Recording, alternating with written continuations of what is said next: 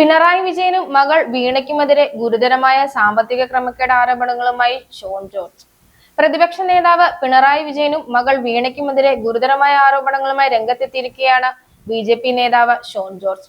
പിണറായി വിജയൻ സംസ്ഥാന വൈദ്യുതി മന്ത്രിയായിരുന്ന കാലം മുതൽ ആരംഭിച്ച അഴിമതിയുടെ തുടർച്ചയാണിതെന്നും ഈ അഴിമതിപ്പണം വെളുപ്പിക്കാനാണ് വീണയുടെ കമ്പനിയെ മറയാക്കിയിരിക്കുന്നതെന്നുമായിരുന്നു ഷോണിന്റെ ആരോപണം.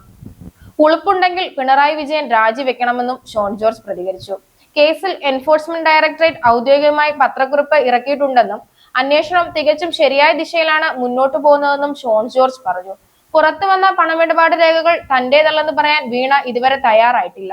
കമ്പനിക്കെതിരെ ഉയർന്ന ഗുരുതര ആരോപണങ്ങളിൽ എന്തെങ്കിലും തരത്തിലുള്ള നിയമ നടപടികൾ സ്വീകരിക്കാൻ ഇവർ തയ്യാറായിട്ടുണ്ടോ എന്നും അദ്ദേഹം ചോദിച്ചു. മുഹമ്മദ് റിയാസുമായി ബന്ധപ്പെട്ട് കോഴിക്കോട് കേന്ദ്രീകരിച്ച് വലിയൊരു ലോബി പ്രവർത്തിക്കുന്നുണ്ടെന്നും ഷോൺ ജോർജ് പറഞ്ഞു.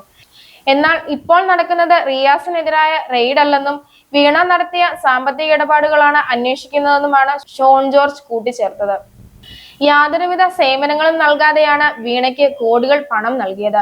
മുഖ്യമന്ത്രിയായിരുന്ന പിണറായി വിജയനുള്ള കൈക്കൂലിയാണിതെന്ന് മുൻപ് സ്വപ്ന സുരേഷ് പറഞ്ഞ കാര്യങ്ങളിൽ പൂർണ്ണമായും ശരിവെക്കുന്ന തെളിവുകളാണ് ഇപ്പോൾ പുറത്തു വരുന്നത്. മഞ്ഞുമലയുടെ ഒരറ്റം മാത്രമേ ഇതുവരെ പുറത്തു വന്നിട്ടുള്ളൂവെന്നും ഷോൺ ജോർജ് പറഞ്ഞു. അതേസമയം ഗൾഫ് രാജ്യങ്ങളിൽ നിന്ന് അമേരിക്കയിലേക്ക് ഹവാല മാർഗം പണം കടത്തിയതിന്റെ വിവരങ്ങൾ പുറത്തു വന്നിട്ടുണ്ട്. ഈ വിഷയത്തിൽ CPM നേതൃത്വം പിണറായി വിജയനെ പ്രതിപക്ഷ നേതാവ് സ്ഥാനത്ത് നിന്ന് മാറ്റി നിർത്തണമെന്നും അദ്ദേഹം പറഞ്ഞു. ഇത് കേവലം സാമ്പത്തിക കുറ്റകൃത്യം മാത്രമല്ല, ദേശീയ സുരക്ഷയെ ബാധിക്കുന്ന പ്രശ്നമാണിതെന്നും ഷോൺ ജോർജ് പറഞ്ഞു.